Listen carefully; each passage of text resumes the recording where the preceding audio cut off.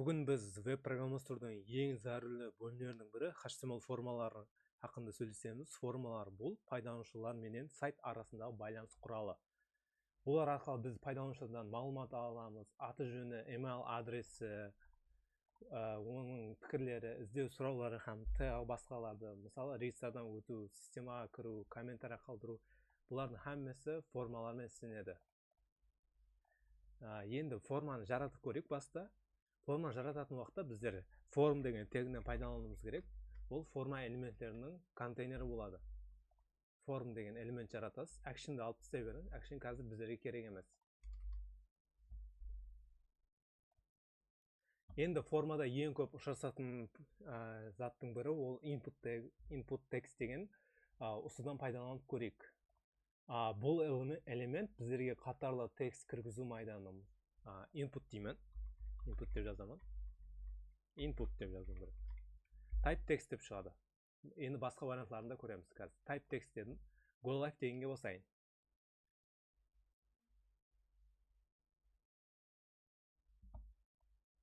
Енді біздерде осындай пайда болды.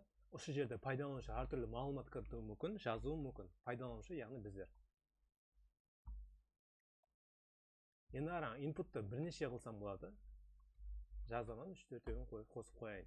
Көрек ашып, мына жерде input элементтер тұртты міне. Input. Бұлар қараңыз білсеңіз, бұл inline элементтер, яғни ізбез тұртты. Оны блокқа айландырсаңыз болады. Сонда қатара болып тұрады, былай болып. Input'ының біреуін қалдырайық. Енді input'тың атрибуты type дегенді көрдік. Type text болу керек. Бір қатарлы сөз жазу үшін. Енді осы жерде value деген бар. Input'ның мәнісі. Мысалы, бір текст. Fio деп жазсам. Fio деп жазамын. Браузерді ашайын. Fio деп жазылып тұрады. Алдынан. Перезагрузка деген бассам, Fio деген жазу өшпейді. Өздеріңіз өшіріміз керек. Мына мысалда көрсетемін. Мысалы бұл input'тың түрі. Bir жерге жазсам, мағлұмат жазылады. Текст жазылады. Енді осы жерде мынада жазуды көріп тұрған болсаңыз мүмкін. Үстіне бассам, мына input басылып отыр. Қарап, үстіне бассам, мына сайланады. Бұл label деген еді. Label дегенді пайдаланып көрейік. Осы input'қа тиісті деген. Үстіне басқан уақытта мынаны сайлану керек. Міне, қарап, мына сайланады. URL деген бассам, мынаны сайланады. Соны label дегенді пайдаланып көреміз. Label'дан пайдалану үшін, label тегінен пайдалану керек. Label деймін. Бұл жерде for деген атрибут бар. Мысалы, username деп жазамын. Username. For атрибутын жаздым. Username. Енді көрейік, ашып браузерді.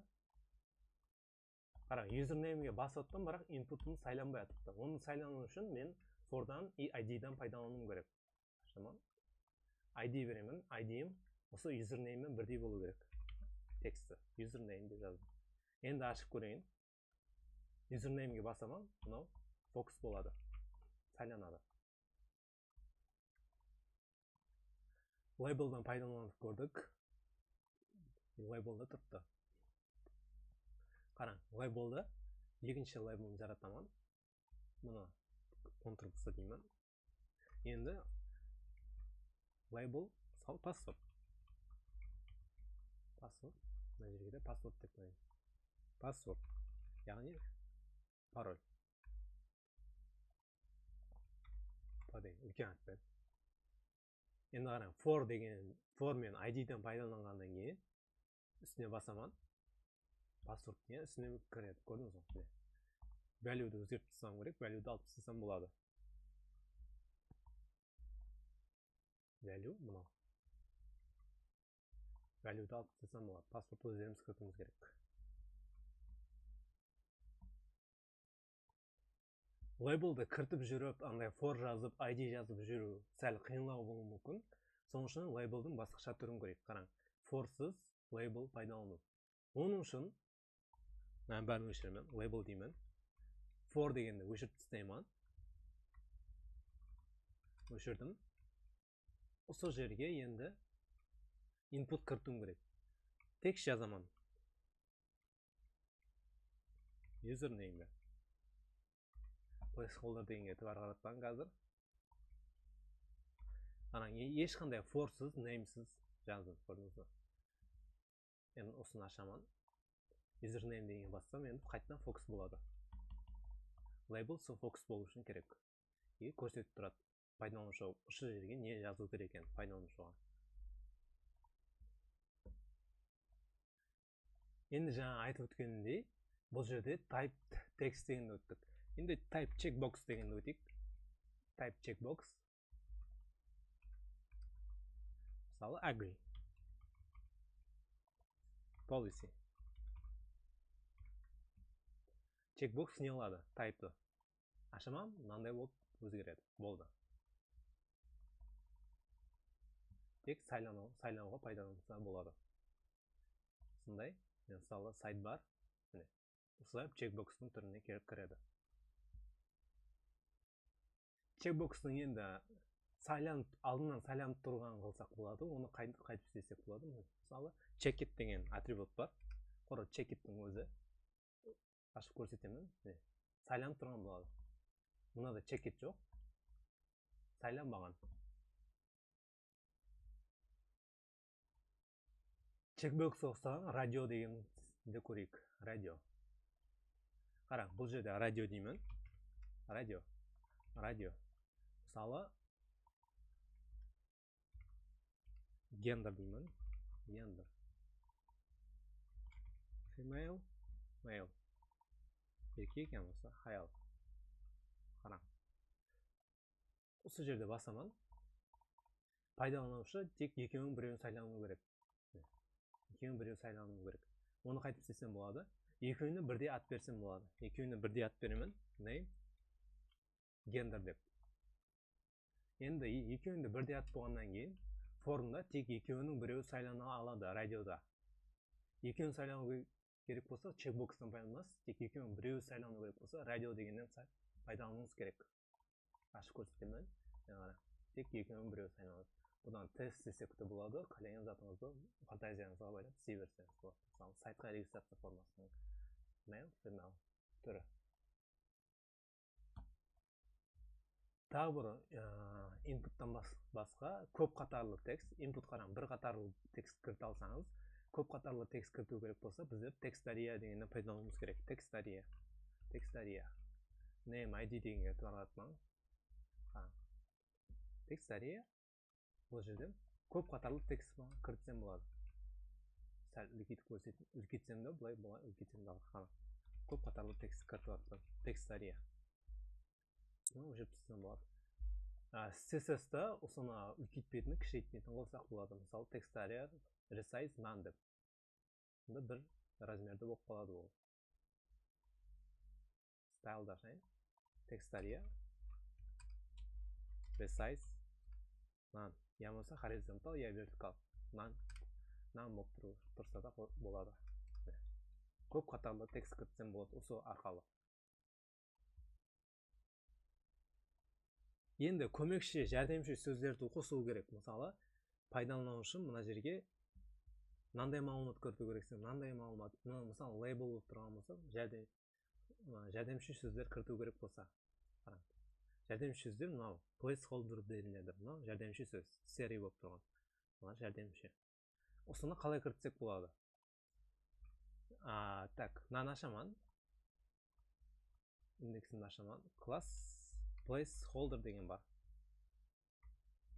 Бір текст жазылды. Енді қараң. Бір зат жазсам, осы жәрдемші сөз өшіп кетеді. Осы жәрдемші сөзді input'тың өзіне де қолдансақ болады. Мысалы, өшіп тіземін. Input placeholder деймін.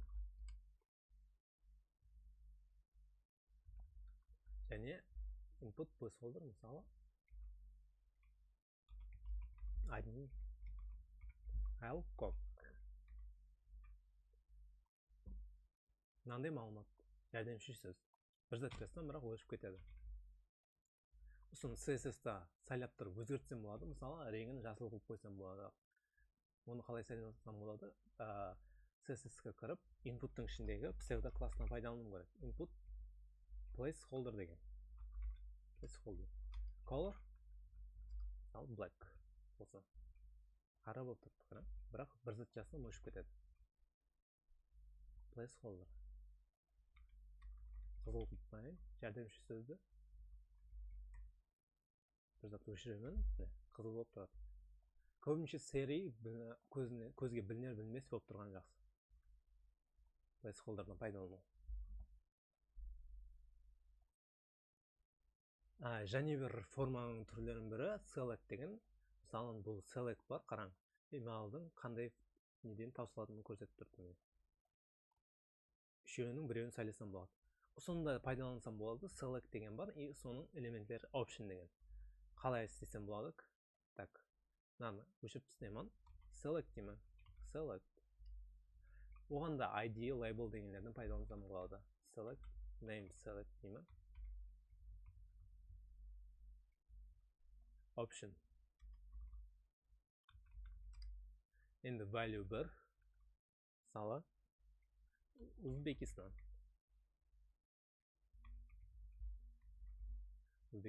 Option. Бұл жерде басқа мемлекеттің аты, мысалы Арша.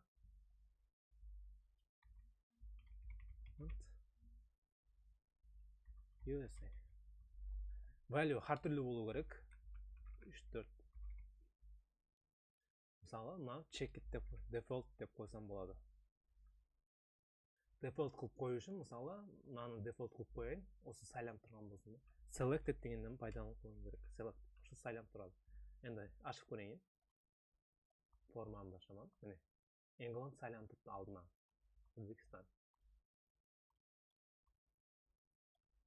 Перезагрузканы England. Өзбекстан перезагрузканы England.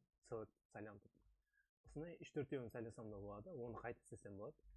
Бұл жерге multiple дегеннен пайдалану керек. Сонда 4-еуінде сайласам болады. Бірақ оны контролмен басып сайлаймын, қараң. Контролды басып тұрамын, былай. Ешкімнің өзімен былай сайла алмаймын. Контролды басып тұрам керек. 4-еуін сайладым. Және бір база зарурлы элементтерден пайдалануды көрейік енді. Ашаман, қандай элементтер олар? Мысалы, input type емес, password. Осы жерге name беру керек, password. Осы input'ның аты test password болу керек. Мына жерге қалеген зат жазсам болады. Мысалы, password 2 десем де болады. Label'дан неден пайдалану керек болады. И мынандай name беруді ұмытпа. Password дедім, ол не алады? Бұл жерге паспортыңызды кіртсеңіз болады. Мынандай қара болып, точка болып көрініп тұрады, бірақ серверге кеткен уақытта бар. Өзі серверда көрініп алады. Және басқа бір көп файл деген бар. Мысалы, серверге файл жібермекшісіз. Файл деген бар. Файл дейміз. Біреуін сайлап жіберіңіз. Көп және текст бар. Текстария деп көрсетсеңіз болады. Және бір түрі email, number.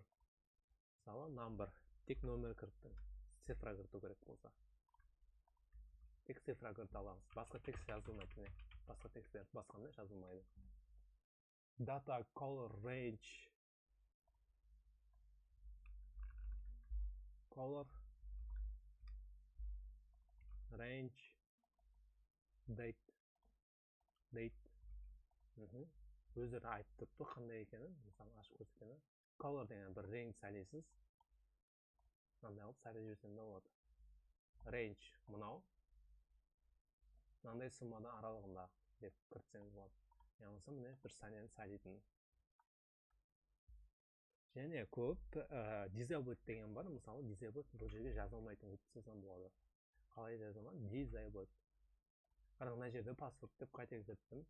Password екі әрқайсында бір ат болу керек. Уникаль. Тек радиогруппа басқаша қылсаңыз болады. Disabled айтып жатқан едім. Disabled жаза алмайсың мына жерге.